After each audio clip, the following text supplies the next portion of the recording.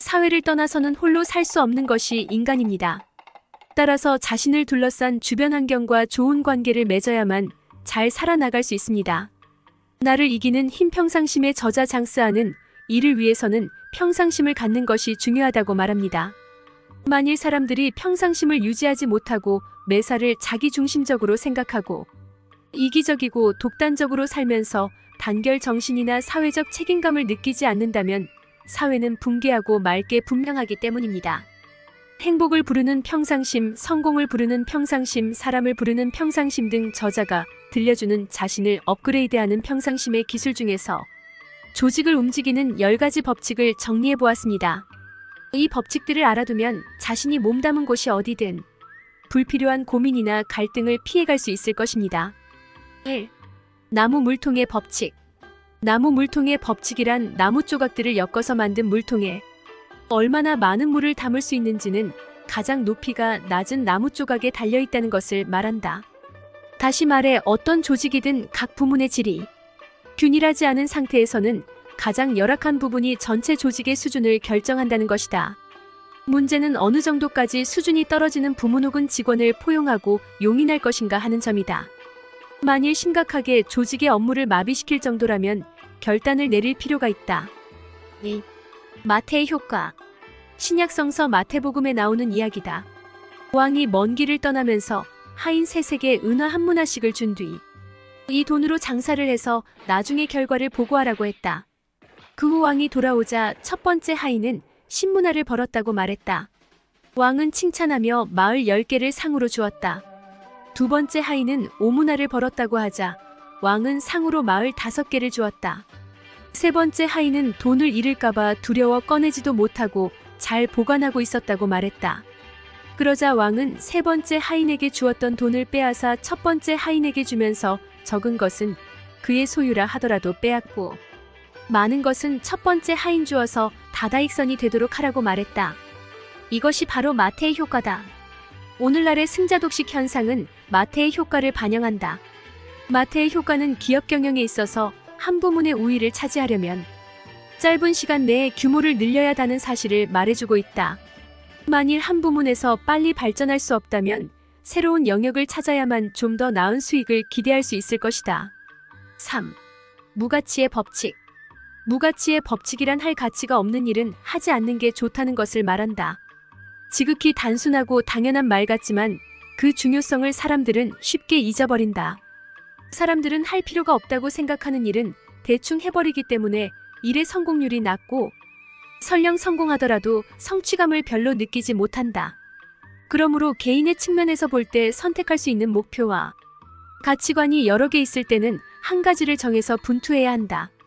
좋아하는 것을 선택하면 스스로 투지를 끌어내므로 안정적으로 정진할 수 있기 때문이다.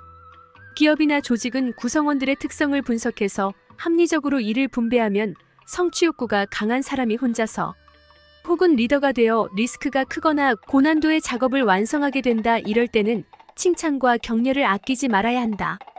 이와 동시에 남에게 의존을 잘하는 구성원에게는 공동작업에 더 많이 참여할 수 있도록 기회를 주고 권력욕이 강한 사람에게는 능력에 걸맞은 자리를 주는 것이 이상적이다. 이 밖에도 직원들이 기업의 목표에 대해 공감하도록 유도하면 제1에 대한 애착과 열정을 가질 수 있다. 4. 버섯경영.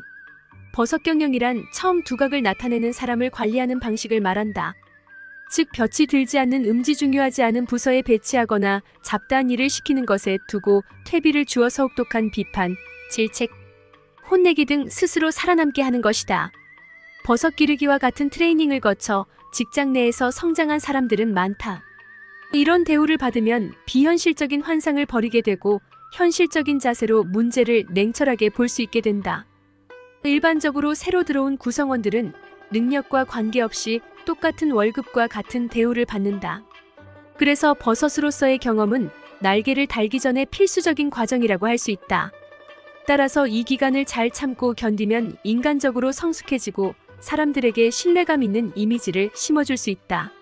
5. 손목시계의 법칙. 한 사람이 한 개의 손목시계를 가지고 있으면 시간을 확실히 알 수 있다. 하지만 시계를 2개 가지고 있으면 정확한 시간이 무엇인지 혼란을 일으키게 된다. 2개의 손목시계가 더욱 정확한 시각을 알려주는 것이 아니라 오히려 시계를 보는 사람이 시간에 대해 의심하게 만들 수 있기 때문이다. 손목시계의 법칙은 경영에 그대로 적용될 수 있다. 그것은 바로 한 사람 혹은 한 조직을 관리할 때 동시에 다른 2가지 방법을 사용하면 안 되고 2개의 목표를 설정해서도 안 된다는 것이다. 나아가 한 사람을 2사람이 같이 지휘해서도 안 된다. 그렇지 않으면 기업이나 관리를 받는 사람은 어느 쪽의 지시나 명령을 따를 수 없게 된다. 이 법칙의 또 다른 의미는 한 사람이 다른 가치관을 2개 이상 가져서는 안 된다는 것이다. 다른 가치관을 따르고 있는 사람은 혼란을 자초할 뿐이다. 6. 술과 더러운 물의 법칙. 더러운 물 한 통에 술 한 숟가락을 넣으면 물은 그대로 더러운 상태가 되고 그 반대의 경우도 마찬가지다.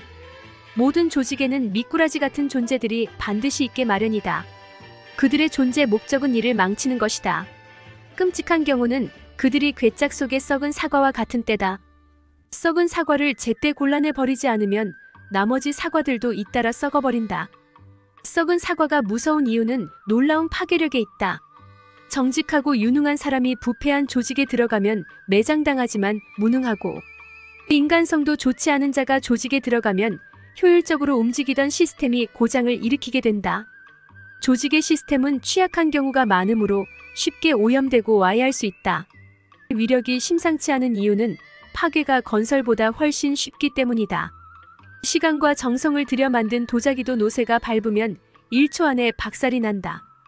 만약 조직 내에 노새 같은 존재가 있으면 땀과 노력을 들인 일들도 좋은 결과를 얻지 못한다.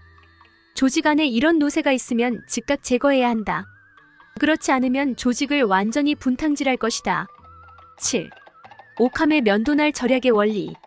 12세기 영국의 수상 윌리엄 오브 오캄은 실제하지 않는 것에 대한 개념은 불필요하므로 실제하는 것만 인정해야 한다는 유명론을 주장했다. 실체는 필요한 것 이상으로 증가하여서는 안 된다라는 그의 말은 곧 오캄의 면도날로 표현된다. 이 면도날은 사람들이 위협을 느끼게 하였기에 이단으로 여겨졌고 실제로 오캄은 이에 따라 박해를 받았다고 한다. 그러나 면도날의 예리한 칼날은 손상되지 않았고 수백 년의 세월을 거치면서 더욱더 날카로워졌다. 원래의 협의에서 더욱 광범위하고 풍부한 은유로 쓰이게 된 것이다. 오캄의 면도날의 법칙은 기업 경영에서도 응용되고 있다. 즉 우리가 어떤 일을 처리할 때는 일의 핵심을 파악하여 가장 근본적인 문제를 해결하면 된다는 것이다. 8. 워싱턴 협력의 법칙. 워싱턴 협력의 법칙이란 혼자서는 적당히 일을 해치우고 둘이 있을 때는 서로 책임을 떠넘기고 셋이 모이면 아무 일도 이루지 못한다는 것을 말한다.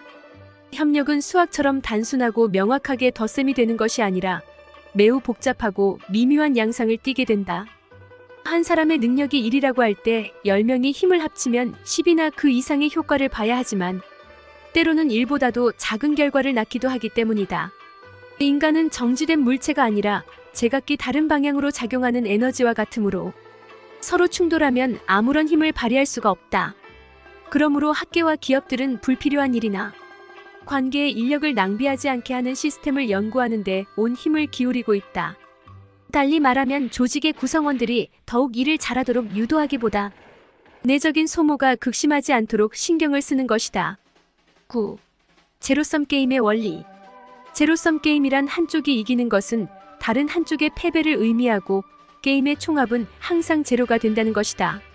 제로섬 게임의 원리가 시선을 끌었던 이유는 현실에서 이 게임과 유사한 면을 쉽게 볼 수 있기 때문이다. 즉 승자의 영광 뒤에는 항상 패자의 눈물과 고통이 숨어있게 마련이다. 그러나 20세기에 인류가 경험한 2차례의 세계대전, 비약적인 경제발전, 과학기술의 발달, 글로벌화, 날로 심각해지는 환경오염 등은 제로섬 게임이 윈윈으로 바뀌어야 하는 필요성을 더해주었고 이에 따라 사람들은 이기적인 삶이 타인에게 피해를 주는 것만은 아니라는 인식을 갖게 되었다.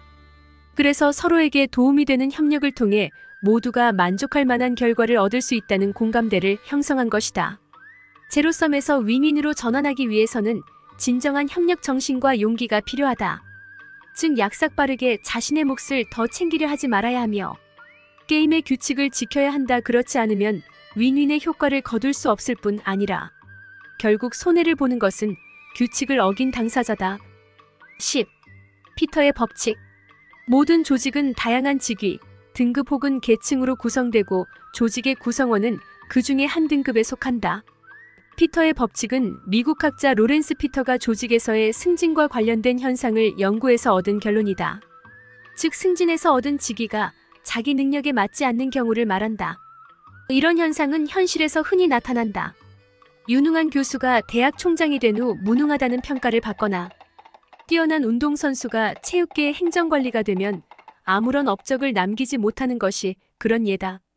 한 조직에서 능력이 받쳐주지 않는 사람들이 자리를 차지하면 효율성이 떨어지고 무능력자가 위세를 부리면서 조직은 정체의 위기를 맞게 된다. 따라서 단순히 기여도를 승진의 근거로 삼는 시스템은 제고해야 한다. 한 분야에서 성과를 올린 사람이라고 해서 무조건 더 높은 직위로 승진시켜서는 안 된다는 것이다. 감당하기 힘든 직무를 맡으면 본래의 능력을 발휘하지 못하게 되고 이는 곧 기업의 손실로 직결되기 때문이다. 이상으로 조직을 움직이는 10가지 법칙에 대하여 알아봤습니다. 대단히 감사합니다.